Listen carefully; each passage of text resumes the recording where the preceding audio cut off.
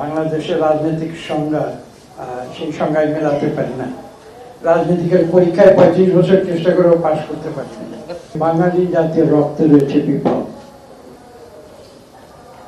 এবং বাঙালি জাতি বাংলাদেশি আমরা আজকে বলি, বাংলাদেশ সৃষ্টি হবার পরে বিগত 54 বছর যাবৎ আমাদের এই বাংলাদেশের মানুষের যে চরিত্র সেটা হচ্ছে অ্যান্টি এস্টাবলিশমেন্ট, অর্থাৎ আমরাই একটা প্রতিষ্ঠিত শাসকের বিরুদ্ধে বিদ্রোহ করি, আমরাই আবার যারা বিরোধিতা করেছিল, যারা বিপ্লব করেছিল তাদেরকে শাসক বানাই, আবার সময় যেতে না যেতে আমরা কিন্তু যাদেরকে আমরা শাসক বানিয়েছি তাদের বিরুদ্ধে আবার বিদ্রোহ।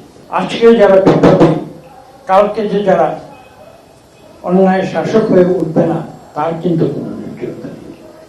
আজকে দেখুন, 1 বছর আগের 5ই অগাস্ট আর 1 বছর পরের 5ই অগাস্ট কিন্তু একই স্থানে থেমে নেই।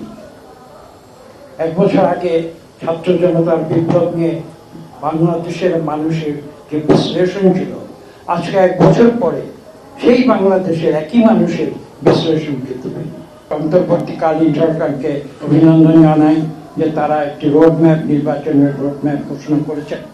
আমি পাশাপাশি এটাও আমি কিন্তু স্পষ্ট ভাষায় বলে দেব যে আগামীতে একটি সুষ্ঠু নিরপেক্ষ নির্বাচনের মাধ্যমে আমাদের প্রত্যাশিত পার্লামেন্ট যখন আসবে, সেই পার্লামেন্টে যদি জবাবদিহি করার মতো আওয়ামী লীগ উপলব্ধি করতে পারেনি যে অখ্যাত মেজর স্বাধীনতার ঘোষণা দিয়েছিলেন, নিজের জীবন বিপন্ন করে, বেগম খালেদা জিয়ার জীবন বিপন্ন করে, তার 2টি অসহায় সন্তানের জীবন বিপন্ন করে তিনি স্বাধীনতার ঘোষণা দিয়েছিলেন, সেই অখ্যাত মেজর কিন্তু সারা বিশ্বের কাছে বিখ্যাত মেজর হয়ে গিয়েছিলেন।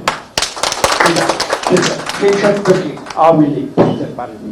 আওয়ামী লীগ বুঝতে পারেনি যে স্বৈরাচারী শেখ হাসিনাকে দেশে ফিরে এসে রাজনীতি করার অধিকার শহীদ প্রেসিডেন্ট জিয়াউর রহমান স্বয়ং ফেরত দিয়েছেন।